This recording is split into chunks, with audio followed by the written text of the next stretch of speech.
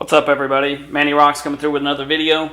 I should have done this video quite a while ago. I totally postponed, but hope you guys understand. We all get busy. So we're going to start off a little bit of a theme here, if you guys can figure it out. We got the 1985 Air Jordan 1 black and red colorway. This is, pretty pristine condition. I got incredibly lucky to get this pair. This is probably something I paid like $300 for due to a bad listing on eBay. When I say bad, it was just kind of mislisted. Had they put certain information on there, they would have gotten a lot more money. But near dead stock pair, came with a hang tag, came with a box. Box, has some damage on there, but I'll be honest, I'm okay with that, especially for the price I paid for it. So we're going to go through some of the black and red retros and kind of look at similarities and differences. So we're going to line them up right along here. And as we move forth, we'll kind of just shuffle stuff around. So again, 1985 black and red one, probably the most famous shoe of all time under Jordan brand. So really fortunate to have that one. Next up is the 1994 Air Jordan 1. This is the black and red edition as well. Really cool shoe. Big difference is it features a smaller wings logo, and it has sort of a nubuck swoosh. Kind of a different feature there. Different toe cut. If you look at the two, okay, they are fairly different. Different cuts around the ankle. It's overall just it's a very different shoe. But overall build is incredibly well. Anybody that owns a 1994 pair knows that they were built like tanks. Now, my 94 pair did come with the original box. Probably my favorite box of all time is the 1994 retro box. But it didn't come with OG anything else, so I ended up buying another pair. Now I'm only showing you guys the right shoe of each of these. So bought another pair, ended up being in great condition, got a good price on it, and just like the other one, came with a box, but I also had the tissue paper and the retro card, which to me are essentials. I mean, to me that is OG all, so really fortunate to have that pair. Next up was the 2001 pair. And again, slightly different, and I say slightly loosely, it's actually really different. You've got a Jumpman hang tag. You do have the nubuck swoosh again in the 2001 pair, but it does feature a slightly brighter red color. It's a little more mean in that regard. But compare it to the OG, and it's a little tough to see this, but you can kind of see that the cut is a little bit lower. So this is technically a mid. One other thing they did with this one is see if I can get that focused. They redid the tongue here. It's a lot thinner, but they put serial numbers on this one, kind of give it that limited feel. But there is about 6 different serial number runs on that pair. So another difference for that one. You can tell these back tabs here are all fairly different among the pairs. Now, again, OG box. Okay, this is something that this one came with. It's the face box, the gray face box. A lot of us know it. A lot of classic shoes that came in that box. After that, I skipped the DMPs. I skipped the 2013 retro. I do have the band shoe. Okay, now we know that the original one is the actual band, but this is the band release from Outlets. Kind of a controversial shoe. It follows the shape of the 2001 pair fairly close.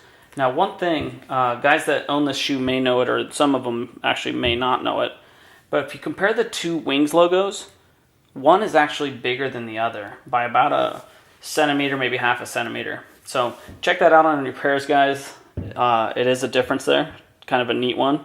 But very high grade materials, plush leather.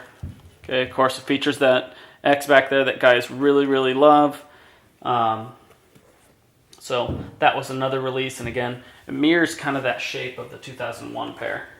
And of course, comes with the original box. The box is a little bit flimsy, but cool nonetheless. Again, lucky enough to have that one. I used to have 2 pairs. Now I've only got 1, so either way, good pair to have. Last one, we have the 2016 band. Now, as Jordan Brand has been remastering a lot of these pairs, I've been super excited about them. This is one I was really excited about. It's got a pretty thick tongue, slightly different logo on the tongue, but I was really, really excited because I thought they would mimic the original pretty closely, and in turn, they actually didn't. If you take a look at the back, okay, you've got slightly different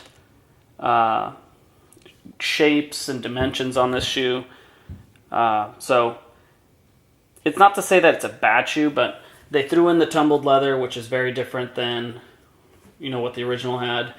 Trying to do something like with the shattered backboard release.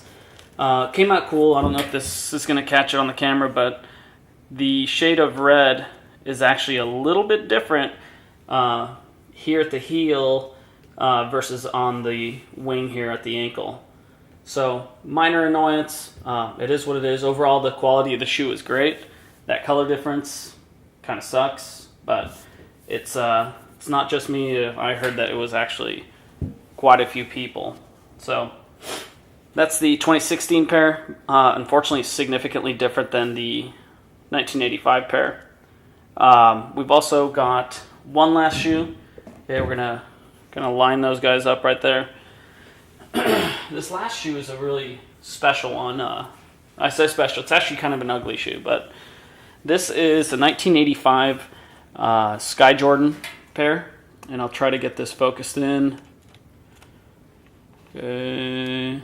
It should say Skye Jordan there on the ankle. Okay, there it is.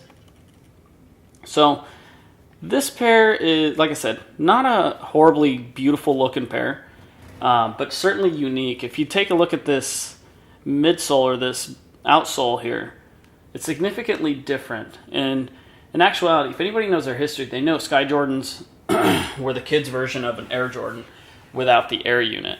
Now, they reserved Skye Jordan for fear of any kind of lawsuits for false advertisement because they didn't have the Air unit. However, this one was made with a Vandal sole. Okay, got the Vandal print down there, and of course, Nike, not Nike Air, on the Vandal. So it makes me wonder if they purposely put the Skye Jordan upper because of the lack of air.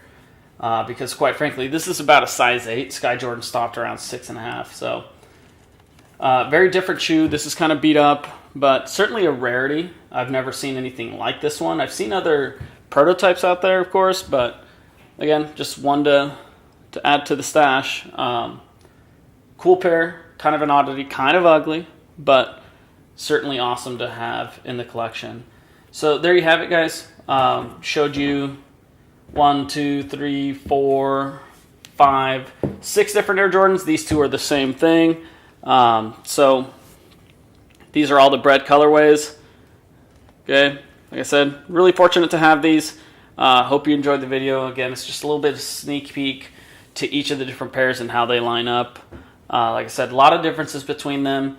There's some similarities between a couple of the models, but really they're all unique in their own regard. Anyways, thanks for watching, guys. Subscribe to the channel.